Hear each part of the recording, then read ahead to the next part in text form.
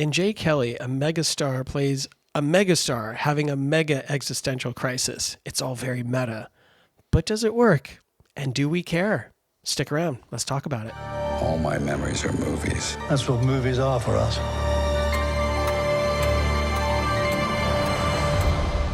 Pieces of time. Pieces of time. I went to a SAG-AFTRA screening of this, and the whole cast almost was there.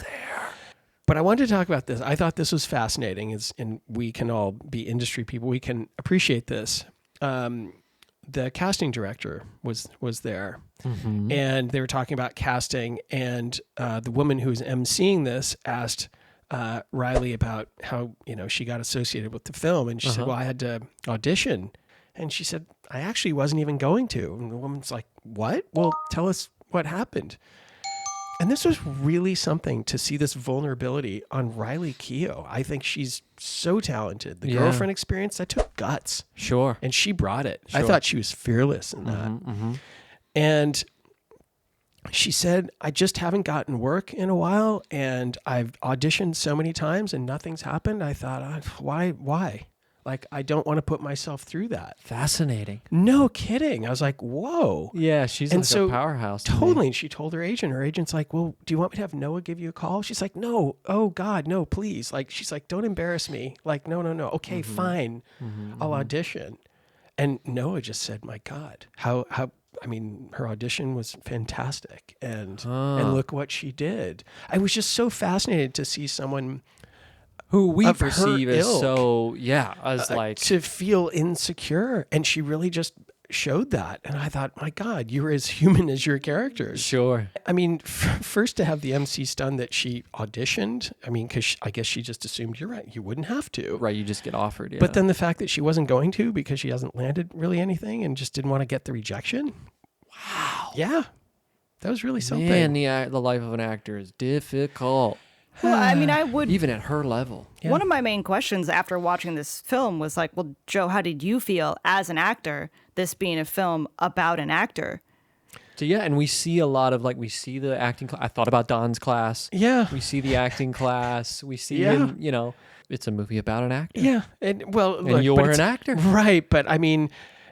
it's kind of like kindergarten and graduate school. I mean, he is George Clooney and Jay Kelly is of such rarefied air that it's almost like not being in the same thing. Not yet. And I haven't been faced with, I'm gonna have to neglect all my friends because my career is so it's booming. It's this own train. Sure. But sure, seeing a movie about actors is fascinating to me. I just want you to come with me to see what I did. It's got to have meant something. What if it didn't? Yeah, Do you ever, as an actor or just as a person, spend time thinking about what could be? Do you ever think about if I land a role and then aspirationally? Maybe land another role and then it kind of keeps going? Because Ryan and I talk about this when we saw this movie, we talk about that all the time. We think about sacrifice and, can it work? Can we do it as artists, as individuals, as a couple? Can we do it? This movie's really exploring the work-life balance. Yeah. Does that hit you when you dream about, what could be? First of all, do I? I absolutely dream about that. I mean, I kind of laugh at how much time, I like to go for walks in the morning, go get a matcha latte or coffee somewhere and just walk around a neighborhood. And I pick different ones all over the place. And a lot of times I find myself, if I'm not thinking about my lines or scene coming up or something, I'm thinking about imagining getting a regular spot on a series or something, and then the momentum that could gather, and then hopefully I'd have some decisions to make of what projects to do next. And so I absolutely do daydream about that, if you will. Right there with I'd you. love to be faced with such a quandary as got so much going on that what's going to be sacrificed. I mean, sure, throw it on me. I may have just made a deal with the devil, but we'll see. It's a fascinating question, and It is. I think exploring that through this character was really interesting. Agreed. Yeah.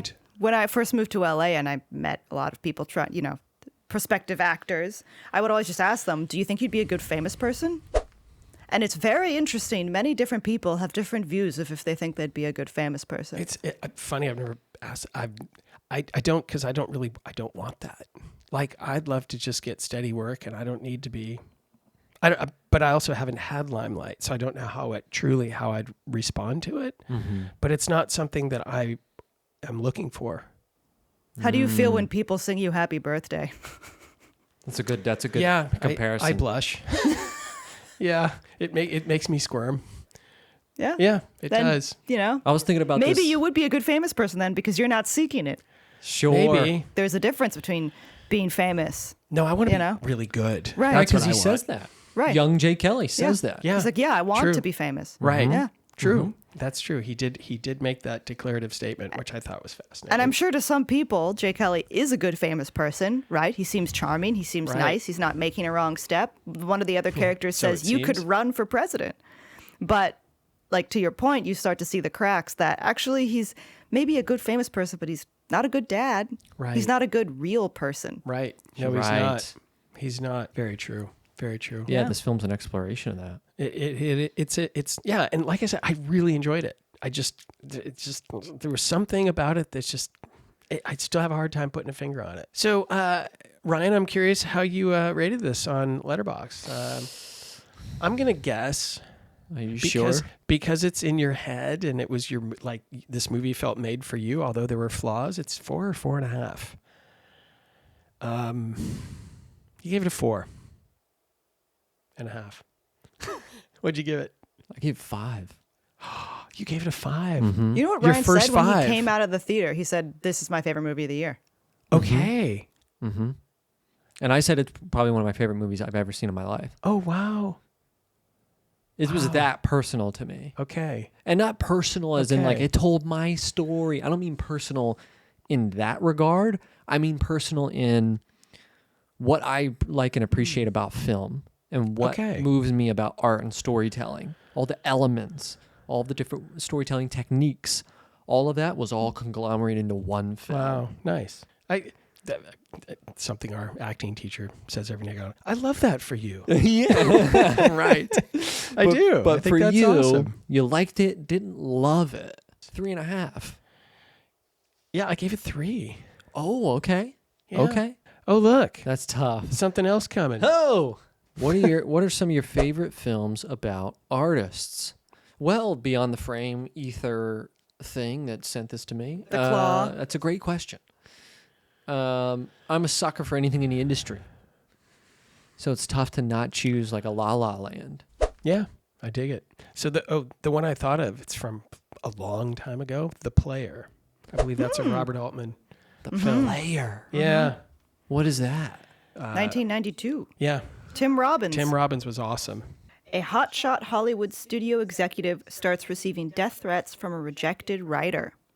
Ooh. Love it. We got Wow, to that's a let's heck of watch a- that. Let's do it. Let's put that on the list, on Yeah. the short Okay. list. I guess I'm going to wrap this up. So Let's I just do want it. to say thank you so much for joining us today in our discussion. Remember, as always, you're the main character of your own life.